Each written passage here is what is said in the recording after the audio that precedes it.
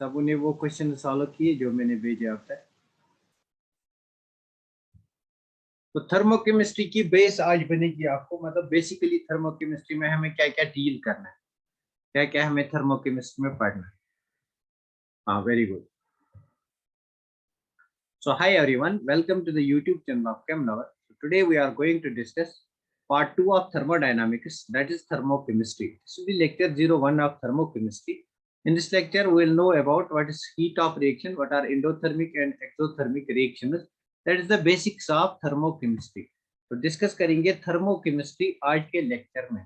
Isn't it? तो आप सब बच्चे पेन ले लो, पेंसिल ले लो, थर्मोडायनामिक्स थर्मोकेमिस्ट्री को डिस्कस करेंगे। This is also known as energetics. तो बेसिकली आज हम एनर्जेटिक्स को डिस्कस करेंगे। Energetics, this is also known as thermochemistry. तो थर्मोकेमिस्ट्री को डिस्कस करना है। थर्मोकेमिस्ट्री एक्चुअली क्या होता है? अगर हम थर्मोकेमिस्ट्री की बात करेंगे, व्हाट इज थर्मोकेमिस्ट्री, और थर्मोकेमिस्ट्री में हमें क्या क्या पढ़ना है, और थर्मोकेमिस्ट्री से क्या हमारे कॉम्पिटिटिव एग्जाम में क्वेश्चन आएंगे।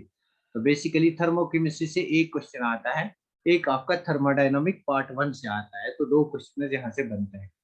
What is thermochemistry? Thermochemistry is that branch of chemistry we deal with the transfer of heat. तो यहाँ पे भी हम ट्रांसफर ऑफ हीट से डील करते हैं। Transfer of heat, we deal with the transfer of heat between the system and the surroundings when a change of phase or a chemical reaction takes place. Transfer of heat when a chemical reaction takes place or during a chemical reaction. When a chemical reaction takes place. When a chemical reaction takes place. When a chemical reaction takes place, there occurs transfer of heat. वो जो transfer of heat हो रही है उसको हम deal करेंगे in thermochemistry. और when phase transition takes place, or when phase transition takes place, chemical reaction takes place or phase transition takes place, phase transition. So this is our thermochemistry, ये होता है हमारा thermochemistry. तो उसके बाद हमें पता होना चाहिए what is thermochemical reaction. Thermochemical reaction क्या होता है? This is basics. यहाँ से आपको कोई नहीं पूछेगा थर्मोकेमिस्ट्री क्या होती है, but we should know thermochemical reaction क्या होती है। What is thermochemical reaction? तो थर्मोकेमिकल रिएक्शन हमें कौन सी इंफॉर्मेशन देती है? What is the information that we can had from this thermochemical reaction? Information, what is the information that we can gather from thermochemical equation? Basically जो thermochemical equation है, it gives us information about the physical state of reactants and products. Number first, it gives us information, number first information, physical state of reactants and products. By physical state, you know that whether it is solid phase, liquid phase or gas phase. Physical state of reactants and products. Reactants and products. तो यहाँ से हमें physical state of reactants and products के बारे में पता चलता है। This is the first thing, physical state of reactants and products in a balanced chemical equation, in a balanced chemical reaction. तो कोई भी बैलेंस्ड केमिकल रिएक्शन अगर होगी तो उसमें हमें physical state of reactant and products की इंफॉर्मेशन अगर लेनी है, that is thermochemical reaction, that is thermochemistry. Number second thing is it gives us heat changes that take place in thermochemical reaction. Now this is a thermochemical reaction. In thermochemical reactions we can get information about heat changes. So how heat is changed, how much energy is involved, how much energy is released, that is heat changes during thermochemical reaction. Now I'll write thermochemical reaction, TCR. Thermochemical reaction में कौन सी heat changes होती है, क्या क्या heat changes होगी, ये information हमें thermochemistry से मिलती है, isn't it? तो बस द ओनली थिंग इज हमारे पास एक बैलेंस्ड केमिकल रिएक्शन होती है। इन अ बैलेंस्ड केमिकल रिएक्शन, एक बैलेंस्ड केमिकल रिएक्शन होनी चाहिए। फॉर एग्जांपल मेरे पास रिएक्शन है potassium chlorate KClO3, KClO3, it decomposes, once it decompose it gives me KCl plus it gives me oxygen, isn't it? तो इसको बैलेंस अगर करेंगे, this will be 2 times, this will be 2 times and this will be 3 times. तो पहले हम यहाँ से जानते हैं कि physical state of the reactant. तो physical state is potassium chlorate, it is a solid crystal, this KCl it is solid, and this oxygen it is gaseous in nature. This is the physical state of the reactants, मतलब और end products, मतलब ये बात यहाँ से पता चलती है. नंबर सेकंड, यहाँ पे हमें एनर्जी चेंज की बात मिलती है, that is del x del h. तो del h for example let us say it is plus x calories or kilocalories or x joules, isn't it? So ये information हमें thermochemical reaction से मिलती है. Now let us see how many types of thermochemical reactions are there. इसको note down करो. we'll see types of thermochemical reactions. तो basically गलती वहीं पे होती है. टाइप्स ऑफ thermochemical reactions में हमें गलती होती है आगे आने वाले क्वेश्चन में. तो इसको नोट डाउन करो. we'll discuss types of thermochemical reactions. तब तक मुझे बता कितने टाइप्स ऑफ thermochemical reactions होते हैं. how many types of thermochemical reactions we have? Very good. साथ साथ इसको नोट डाउन करो और साथ साथ ये बता how many types of thermochemical reactions we have. जल्दी से मुझे बताओ how many types of thermochemical reaction. I hope ये आपने नोट डाउन किया होगा. तो if you have noted down this, raise your hand. अरे यार नहीं. There are two types of thermochemical reaction.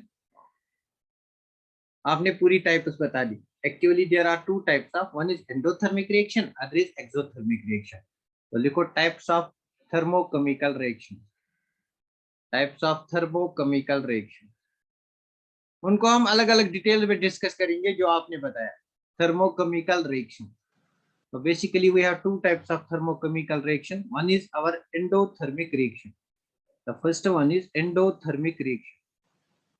Endothermic reaction. And the second one is exothermic reaction. तो second को मैं इस साइड लिखूंगा, साथ साथ इनको डील करेंगे. Exothermic reaction, one is endothermic and the second one is exothermic. So what is endothermic reaction? जिसमें हीट एब्जॉर्ब होगी. नंबर फर्स्ट पॉइंट, जिसमें हीट एब्जॉर्ब होगी. Reaction which proceed with the absorption of heat. Heat absorb होगी. Reactions which proceed with the absorption of heat. For endothermic reaction जो हमारा del H है, enthalpy of the system, that is positive. मतलब अगर हमारे पास कोई एंडोथर्मिक रिएक्शन है, del H will be positive. Le Chatelier principle जब इक्विलिब्रियम में पढ़ेंगे तो वहां पे इसकी हमें एप्लीकेशन देखनी है. तो डेल एच अगर पॉजिटिव होगा, that will be endothermic reaction. तो बताओ मुझे डेल एच कब पॉजिटिव होगा. We know that del H is equal to, chemical reaction की बात हो रही है, so it is equal to Hp minus Hr, isn't it? So when del H will be positive, अगर आपका Hp greater than that of Hr है, isn't it? So for endothermic reaction, Hp is greater than Hr. So this is the condition for del H to be positive, and that is the condition for a reaction to be endothermic, isn't it? Isn't it? तो for example मेरे पास कोई reaction है, for example A B. उसको मैं थोड़ी सी heat देता हूँ. It gives me for example A plus B. तो बता मुझे ये जो रिएक्शन है, let us say this is endothermic reaction, मतलब del H is positive. Del H is positive for this reaction. That means इस रिएक्शन में हमें हीट देनी पड़ेगी, इजंट इट? इस रिएक्शन में हमें हीट देनी पड़ेगी. तो बता मुझे इस रिएक्शन में दीज आर रिएक्टेंट्स. ये क्या है? ये रिएक्टेंट है. और ये क्या है? These are products. ये प्रोडक्ट्स हैं. बताओ मुझे स्टेबल कौन से ज्यादा होंगे एंडोथर्मिक रिएक्शन में? एंडोथर्मिक रिएक्शन में स्टेबल कौन ज्यादा होंगे, रिएक्टेंट्स और प्रोडक्ट्स? हाँ जल्दी बता. एंडोथर्मिक, नहीं नहीं नहीं नहीं. एंडोथर्मिक रिएक्शन में ये जो कंपाउंड है हमारे पास, इसको ब्रेक डाउन करने के लिए हमें हीट देनी पड़ेगी. दैट मींस स्टेबल प्रोडक्ट है. तो नंबर थर्ड पॉइंट देखो, एंडोथर्मिक रिएक्शन के लिए reactants are more stable, या stability of reactants is greater than that of products. Stability of reactants very important. Stability of reactants is greater than that of stability of products. Stability of products. बहुत से बच्चों के दिमाग में ख्याल आया होगा तो ये रिएक्शन क्यों होती है, but the reaction takes place क्योंकि हम उसको मजबूर करते हैं करने के लिए. स्टेबिलिटी ऑफ प्रोडक्ट, या उससे हम ऐसा कंपाउंड बनाते हैं जो हमें फर्दर यूज होगा.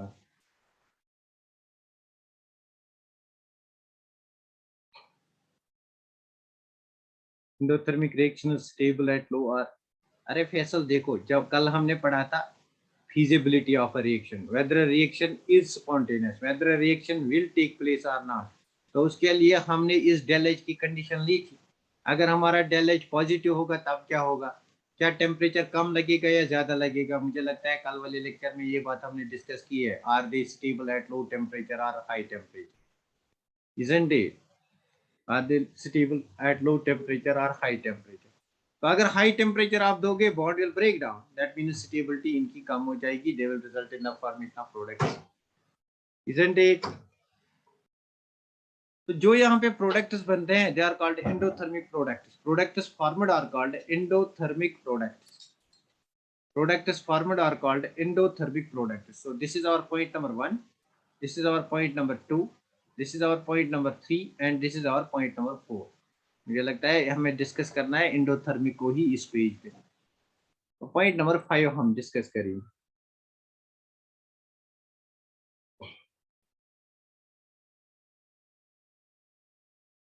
क्लियर यहाँ तक? तो रिप्रेजेंटेशन की बात करेंगे। देखो रिप्रेजेंटेशन कैसे करते हैं, this is very very important. जो मैं यहाँ पे आप रिप्रेजेंटेशन देखूंगा, that is very very important. इसको मार्क करो, this is very very important, because आगे जो क्वेश्चन होंगे वो इसी पे बेस्ड होंगे। रिप्रेजेंटेशन, तो रिप्रेजेंटेशन कैसे करते हैं? ए प्लस बी, फॉर एग्जाम्पल ये कोई इंडोथर्मिक रिएक्शन है, ए प्लस बी। तो बेसिकली आपको एनर्जी देनी है, तो plus X calories of heat gives C plus D. So this is the representation of endothermic process, isn't it? R number second वे क्या है? A plus B, number second वे क्या है? A plus B gives me C plus D. A plus B gives me C plus D. तो अगर मैं इस heat को इस साइड लिखूंगा तो क्या लिखना है? Minus X calories of heat. तो minus X calories of heat, this is also representation of endothermic reaction. बहुत ही इंपॉर्टेंट है, this is very very important. Number third case, A plus B gives me C plus D, gives me C plus D। तो यहाँ पे अगर delta H में लिखूंगा, del H is equal to positive. These are the representation.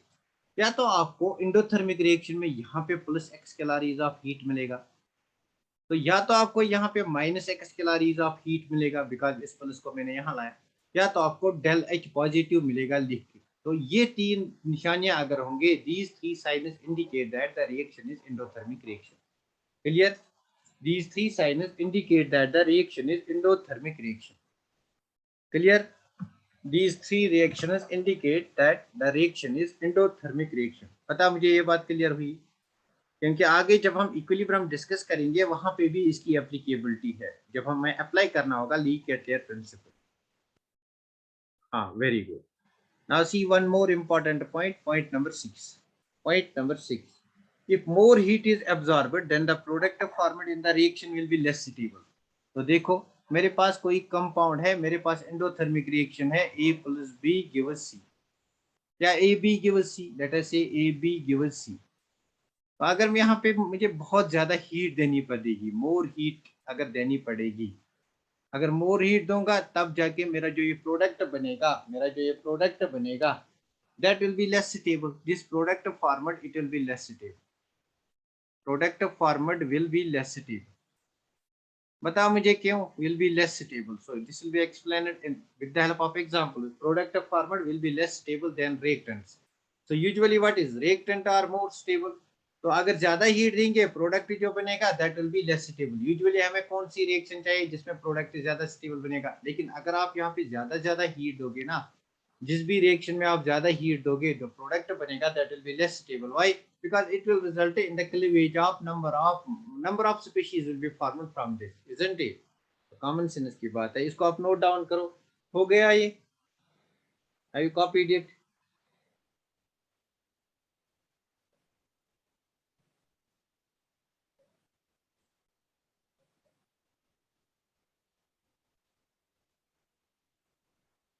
अगर आपने इसको copy कर लिया तो आप, हाँ very good, please raise your hands, very good, very nice, very nice, very nice. Let us take examples of few endothermic reaction. तो इनकी कुछ एग्जांपल्स देंगे। देखो एग्जांपल है dissociation reactions, mostly dissociation reactions. For example calcium carbonate की dissociation, it gives me carbon dioxide plus it gives me calcium oxide. तो this is an endothermic reaction, यहाँ पे आपको हीट देनी पड़ेगी, isn't it? तो फ्यूजन रिएक्शन, तो यहाँ पे आप लिख सकते हो, एक सेकंड, इंटरनेट कनेक्शन कम हो गया, एक सेकंड आप वेट करो, मैं थोड़ा इस इंटरनेट को बढ़ाऊंगा।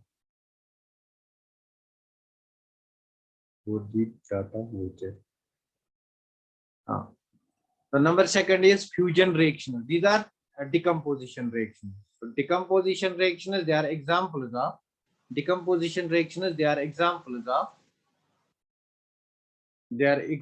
of these endothermic reactions. Number second is fusion reaction. Fusion reactions. Number second is fusion reactions. Fusion reactions. Number third, vaporization reactions. Number third, vaporization reactions. Vaporization. This is phase change reaction. Number fourth is sublimation reaction. Sublimation reaction. You know that from solid to directly into vapor state. Sublimation reaction. And the last one is your photosynthesis. Photosynthesis is also endothermic reactions. These are examples of endothermic reactions. याद रखना 5 examples हैं. आ सकता है question exam में, which of the following is endothermic reaction, या which of the following is not endothermic reaction, तब याद रखना decomposition reaction, fusion reaction, ये वाली vaporization, sublimation, photosynthesis, they are all endothermic reactions.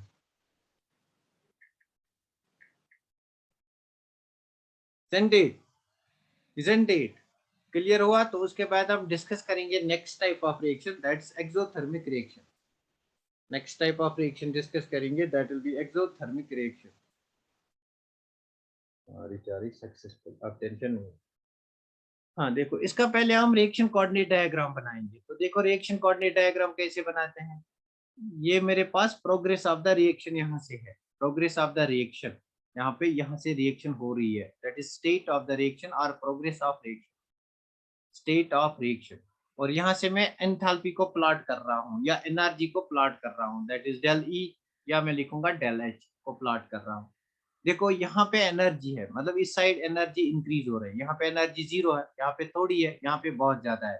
तो लेट अस से कि रिएक्टेंट्स इस स्टेज पे है, दीज आर रिएक्टेंट्स. तो रिएक्टेंट्स की एनर्जी अगर कम होगी और प्रोडक्ट्स की एनर्जी अगर ज्यादा होगी, देखो यहाँ पे प्रोडक्ट्स की एनर्जी ज्यादा है, रिएक्टेंट्स की एनर्जी कम है. ये जो यहाँ तक डिफरेंस है, दिस डिफरेंस, ये जो डिफरेंस है, this is called delta H. यहाँ से यहाँ तक जो डिफरेंस है, this is called delta H. So देखो यहाँ से जो एनर्जी ऑफ रिएक्टेंट्स है, रिएक्टेंट्स के पास ऑलरेडी कुछ एनर्जी है, that is this much amount of energy. यहाँ पे रिएक्टेंट्स के पास ऑलरेडी कुछ एनर्जी है, that is this much amount of the energy. उसके बाद जो ही रिएक्शन स्टार्ट हो गई, तो प्रोडक्ट्स बन गए. अब प्रोडक्ट्स की एनर्जी यहाँ पे देखो बहुत ज्यादा है, यहाँ से एनर्जी यहाँ पे, this is the energy of the products, isn't it? ये हमारे पास एनर्जी ऑफ प्रोडक्ट है, और ये हमारे पास यहाँ पे एनर्जी ऑफ रिएक्टेंट है. देखो energy of reactant is greater then that of the product, isn't it? तो ये जो डिफरेंस है, the energy difference from the energy of the reactants to that of the energy of the product, EP minus ER. So this is known as delta H. इसको delta H कहते हैं, isn't it? तो इसको delta H कहते हैं, अब देखो यहाँ पे डेल्टा एच किसको कहते हैं, EP माइनस ER. किसकी एनर्जी ज्यादा है, प्रोडक्ट की, माइनस दैट ऑफ रिएक्टेंट्स. तो EP अगर ज्यादा है then that of ER, so that means your del H is positive. Del H is positive मतलब डेल एच ज्यादा है, मतलब इट इज एंडोथर्मिक रिएक्शन. तो जब भी आपके पास रिएक्शन कोऑर्डिनेट डायग्राम बना के देगा, आपको देखना है कि एनर्जी ऑफ प्रोडक्ट्स अगर ज्यादा है then that of energy of reactants, then it is endothermic reaction. Now next हम डिस्कस करेंगे एक्सोथर्मिक रिएक्शंस को. Exothermic reactions, now what are exothermic reactions in which heat is evolved. Now first thing, heat is evolved. Heat is evolved मतलब del H क्या होगा, what is del H? Del H will be negative. So how del H will be negative? Del H is equal to HP minus HR. तो किसकी energy ज्यादा होनी चाहिए, जिसका negative sign है, मतलब HR should be greater than that of HP. Then your del H is negative, isn't it? अगर ये वाली टर्म ज्यादा है then del H will be negative. अगर रिएक्शन कोऑर्डिनेट डायग्राम बनाएंगे, हाउ वी कैन ड्रा। तो देखो यहाँ से मेरी एनर्जी है, दिस इज एनर्जी। तो लेट अस से यहाँ पे जो प्रोडक्ट्स की एनर्जी है वो कम है compare to that of reactants. तो रिएक्टेंट्स की एनर्जी, यहाँ पे रिएक्टेंट्स की एनर्जी ज्यादा है, तो लेट अस से रिएक्टेंट्स की एनर्जी यहाँ पे है, this is the energy of the reactants ER। यहाँ से रिएक्शन स्टार्ट होती है ट्रांजिशन स्टेट, जिसको कहते हैं ट्रांजिशन स्टेट, अभी इसका डिस्कशन नहीं करना है। तो यहाँ पे जो प्रोडक्ट्स की एनर्जी है दैट इज EP, ये बहुत कम है। देखो प्रोडक्ट्स की एनर्जी बहुत कम है, रिएक्टेंट्स की एनर्जी यहाँ पे है, यहाँ की और एनर्जी इंक्रीज होती है। तो this is less value of energy, this is more value of energy. तो एक्चुअली यहाँ पे energy of products is less than that of reactants, therefore ER is greater than that of EP, therefore this type of diagram is exothermic reaction। Clear? बोलो मुझे ये बात clear हुई? बता मुझे ये बात क्लियर हुई? बता मुझे ये बात क्लियर हुई?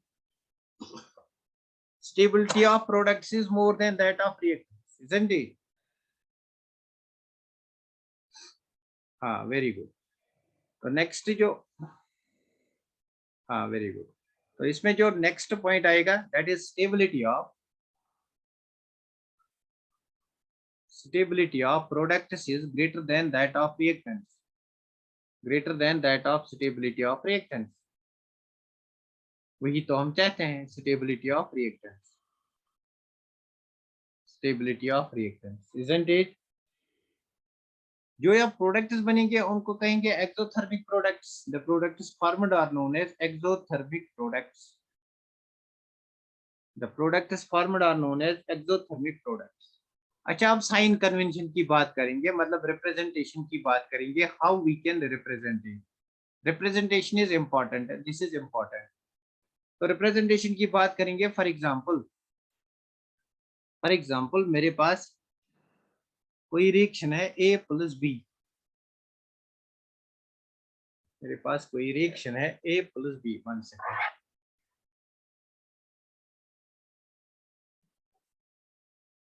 फॉर एग्जाम्पल मेरे पास कोई रिएक्शन है A + B gives me C + D। Since ये एक्सोथर्मिक रिएक्शन है, पता मुझे यहाँ पे एनर्जी क्या होगी, रिलीज होगी, तो +X calories of energy, X calories of heat. तो one more representation is A + B। तो अगर इस X कैलोरीज को यहाँ लिखूंगा then it will be -X calories gives me C + D, isn't it? तो केमिकल रिएक्शन में अगर आप किसी वैल्यू को अपोजिट साइड लाओगे तो उसका साइन कन्वेंशन चेंज होगा, इसका हमें डिस्कस भी करना है। Number third point, A + B gives C + D in terms of del H will be negative। So basically जो भी आपके पास रिएक्शन होगी, अगर यहाँ पे कैलोरीज ऑफ हीट लिखा होगा, मतलब हीट अगर लिखी होगी, that will be positive value for exothermic reaction, but if del H is given that will be negative value। These are the sign conventions, this is the representation। Now let us see examples। examples को देखेंगे। example number first is all combustion reactions। all combustion reactions are exothermic। all combustion reactions are exothermic। तो number second example is respiration reaction. Biology की बात करेंगे तो respiration reaction, respiration is exothermic process, isn't it? Neutralization reactions number third, इनको हमें discuss करना है, combustion को, न्यूट्रलाइजेशन को, एटमाइजेशन को। एक्चुअली थर्मोकेमिस्ट्री में इन्हीं को डिस्कस करना है। Neutralization reactions, neutralization reactions, isn't it? Neutralization reactions। Clear? Clear हुआ? बताओ मुझे ये बातें आपको क्लियर हो गई? बताओ मुझे ये सब बातें आपको क्लियर हो गई?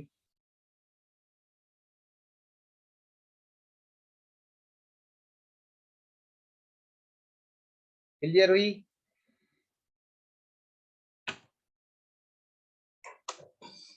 Is this clear? क्या ये सब? हाँ वेरी गुड, हाँ वेरी गुड। यहाँ पे आपको रिप्रेजेंटेशन जो है that's very very important, very very important. Representation is very very important.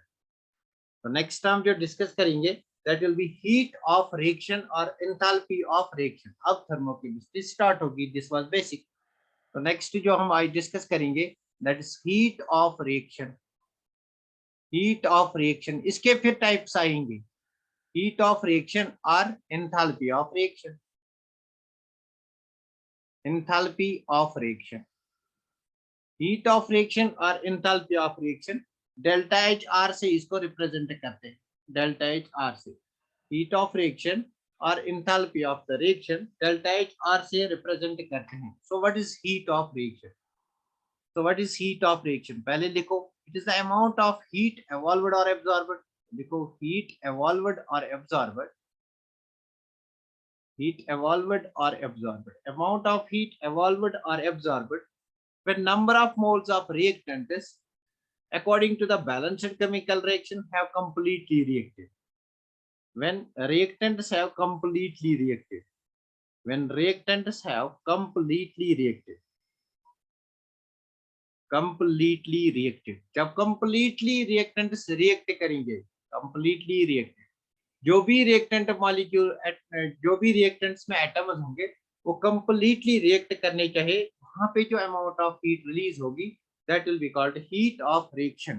तो फॉर एग्जांपल इस पे एक क्वेश्चन बनाएंगे इस डेफिनेशन पे. फॉर एग्जांपल मेरे पास H2 गैस है, it reacts with oxygen. H2 gas reacts with oxygen. H2 gas reacts with oxygen gas. It gives me water. आपको बताना है क्या ये हीट ऑफ रिएक्शन है. आपको बताना है whether this is delta HR. क्या ये heat of reaction है? This is first. Yeah, the question is which of the following does not represent heat of reaction, isn't it? So this is first. Second one मेरे पास है H2 gas. It reacts with O2 gas. It gives me H2O2. It gives me H2O2. Yeah, it gives me H2O. So this is delta HR. This is delta HR. And the third one is H2 gas reacts with oxygen gas. It gives me H2O2.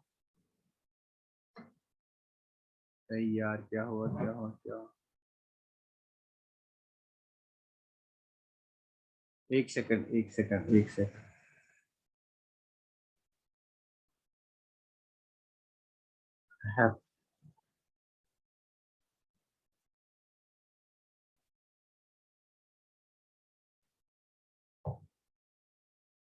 हाँ, क्या screen आ रही है आपको?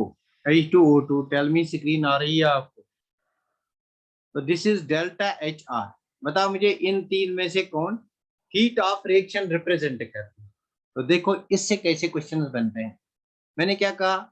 When the reactants have completely reacted. देखो H2 react होता है half of O2, मतलब एक ही ऑक्सीजन से. तो प्रोडक्ट में आपके पास H2 और एक ऑक्सीजन है, रिएक्टेंट में भी H2 और एक ऑक्सीजन है, इजंट इट? प्रोडक्ट में भी मतलब रिएक्टेंट्स है completely reacted to form the product. यहाँ पे देखो H2O2 react together to form H2O. Product में एक ही ऑक्सीजन एटम है बट रिएक्टेंट में दो ऑक्सीजन एटम्स है. Therefore यहाँ पे completely reacted reactants नहीं है. So this is not heat of reaction. So this is not heat of reaction. यहाँ पे देखो H2O2 gives H2O2 मतलब completely reacted हुए, मतलब this is heat of reaction, this is heat of reaction. बताओ मुझे ये बात क्लियर हुई? हाँ, second one is not clear हुई सबको. मतलब रिएक्टेंट जो है that they should be completely reacted to form the product. They should completely be reacted to form the product. Clear हुई ये बात? जो भी रिएक्टेंट्स होंगे वो कंप्लीटली रिएक्ट करना चाहिए to form the product. So here we have an example. इस एग्जांपल में हमारे पास दो H2 है और दो ऑक्सीजन एटम्स हैं, बट प्रोडक्ट में हमारे पास एक ही ऑक्सीजन एटम है. मतलब ये जो ऑक्सीजन है it has not been completely reacted. It has not been completely reacted, isn't it? तो नोट यहाँ पे लिखो, heat of reaction at constant pressure is equal to del H and at constant volume is equal. बताओ मुझे, ये मैंने पहले ही discuss किया. and at constant volume is equal to del E, isn't it? This is del E, so we can represent a heat of reaction either in terms of del H or in terms of del E, isn't it? We can represent a heat of reaction either in terms of del H or in terms of del E. पहले मुझे बताइए ये question आपको समझ में आ गया? ये वाला क्वेश्चन जो यहाँ पे मैंने बनाया है, क्या ये आपको समझ में आ गया? ये जो क्वेश्चन यहाँ पे है, क्या ये आपको समझ में आ गया? हीट ऑफ रिएक्शन क्या होती है? हाँ जल्दी से बोलो। हाँ very good, very good,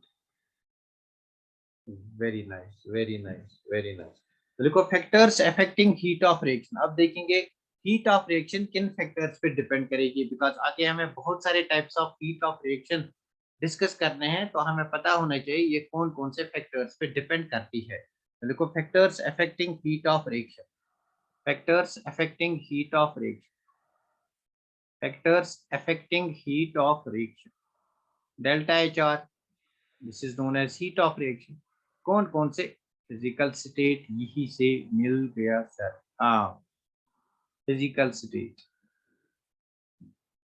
factors affecting heat of reaction, तो number first is reaction conditions, number first is reaction condition, it depends upon reaction condition, heat of reaction depends upon reaction conditions. अब इसका मतलब क्या है? ये reaction conditions पे depend करता है।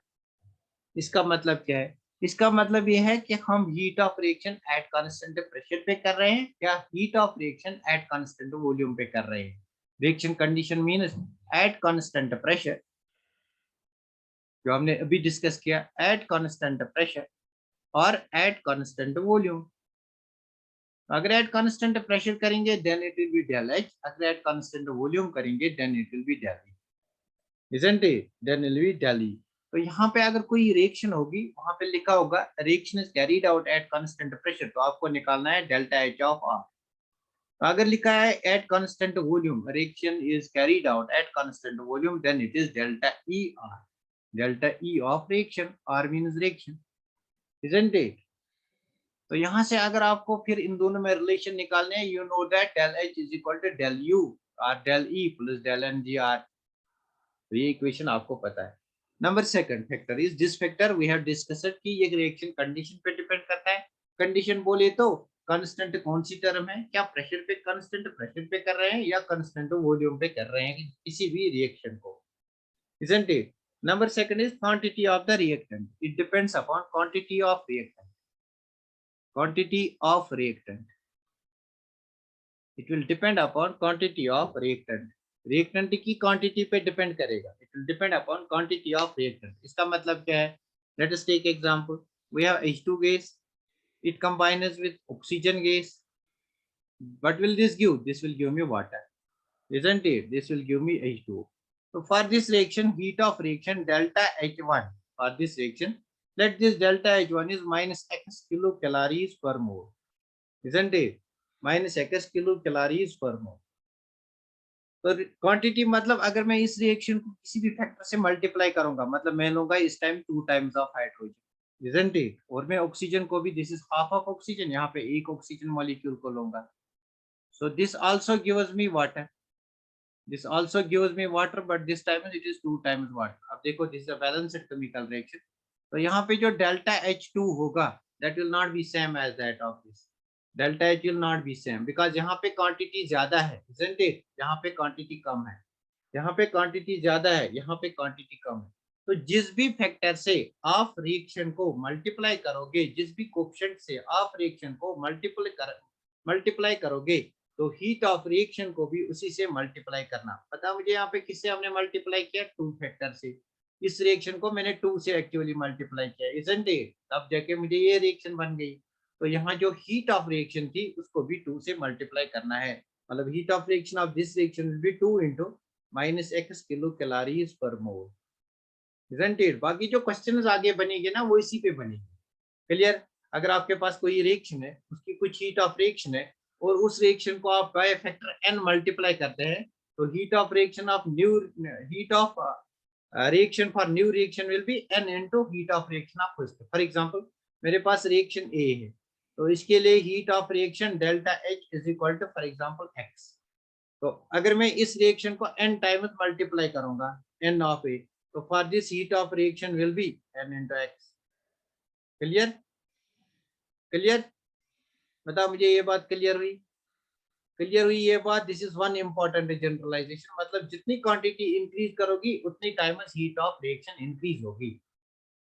बताओ मुझे, ये बात क्लियर हुई? बहुत ही इंपॉर्टेंट है, आगे आने वाली प्रॉब्लम में बहुत ही इसका ज्यादा यूज होगा, बहुत ज्यादा यूज होगा।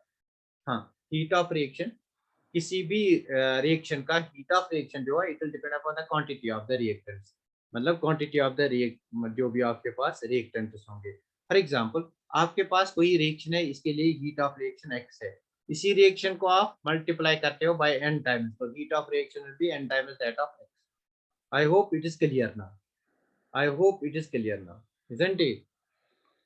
So number third, it depends upon the state of the physical state of the physical state of reactant में। आई बात मैं क्या कह रहा हूँ ना, नंबर थर्ड कंडीशन। हाँ, very good. Number third condition, physical state. Physical state mean solid, liquid and gas, depends upon physical state. तो फिजिकल स्टेट पे भी हीट ऑफ रिएक्शन डिपेंड करेगी। Let us take an example and see. मेरे पास कोई example है, let us take the same example. यहाँ पे H2 गैस है, it combines with oxygen gas, 1/2 of O2 gas, so it forms water, it forms water। Late us से यहाँ पे जो वाटर बनता है दैट इज लिक्विड, तो इसका फेज क्या है, इट इज लिक्विड। तो यहाँ पे जो हीट ऑफ रिएक्शन है, ये आपको बेसिकली वैल्यूज याद नहीं रखने, because there are millions of values, आप कितने याद रखोगे? It is -285, it will be always given in your examination, 0.85 kilo joules per mole. और क्वांटिटी ऑफ रिएक्टेंट का मतलब है ना कि अगर मोल्स, हाँ वही ना, मोल, अगर मोल्स ही हमने एक्चुअली बढ़ाए ना, देखो यहाँ पे आपका एक मोल है, स्टैक्योमेट्री को मोल मानो, स्टैक्योमेट्री को मोल मान के चलते हैं। यहाँ पे आपका एक मोल, यहाँ पे हमने 4 मोल्स दी। तो अगर कहीं पे मास गिवन होगा तो you can derive their number of moles of calculate कर सकते हो, वैसे उतना नहीं दिया गया होगा। हाँ, क्वांटिटी का मतलब वही है। तो देखो यहाँ पे हीट ऑफ रिएक्शन -2.85 है, तो इसी रिएक्शन को अगर मैं ऐसे लिखूंगा, H2 gas plus half of O2 gas gives me water vapor, that's H2O gas। तो यहाँ पे हीट ऑफ रिएक्शन सेम नहीं होगी, although the reactions are same, these reactions are same, but the physical state differs। यहाँ पे physical state of water is liquid, यहाँ पे physical state of water is gas, isn't it? तो दोनों के case में हीट ऑफ रिएक्शन सेम नहीं होगी, it will depend upon the state of the reaction। तो यहाँ पे जो हीट ऑफ रिएक्शन होगी that's -242 कैलोरीज पर मोल, किलो कैलोरीज पर मोल।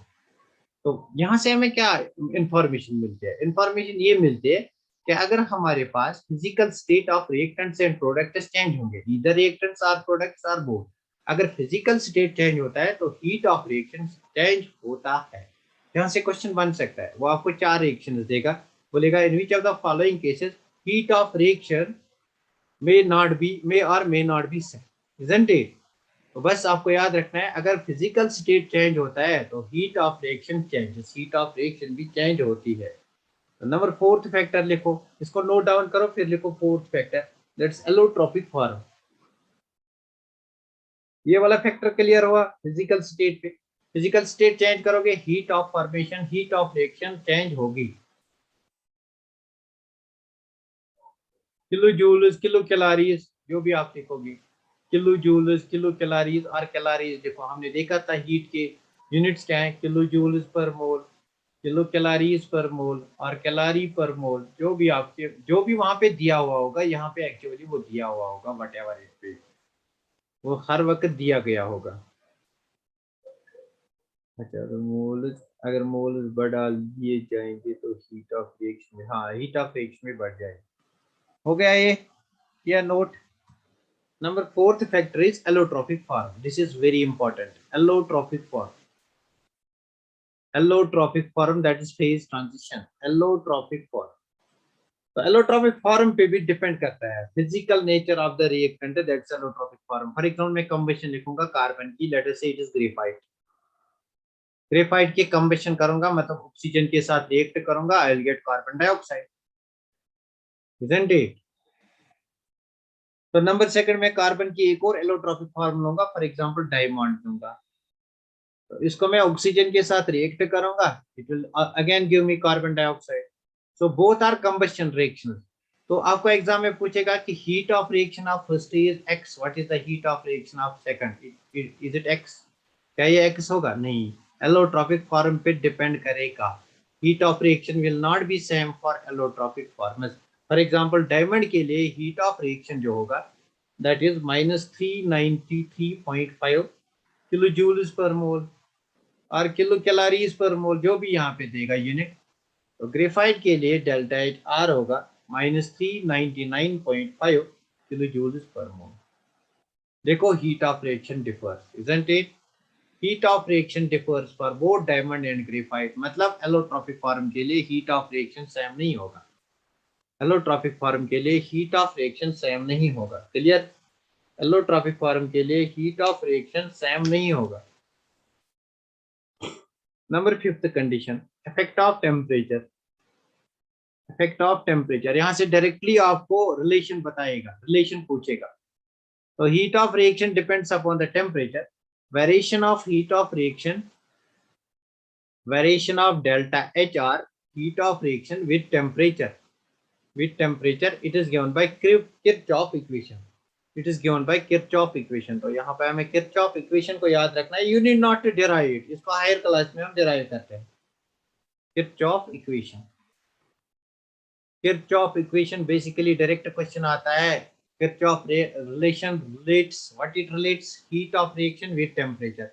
So let us see what is this Kirchhoff relation.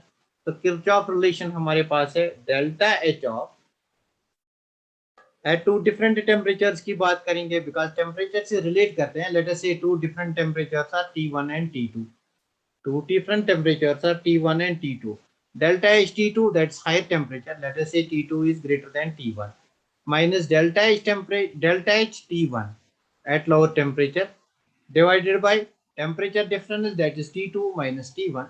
This is equal to delta Cp. This is equal to delta Cp, isn't it? So this is the Kirchhoff equation in terms of Cp. Cp means at constant pressure.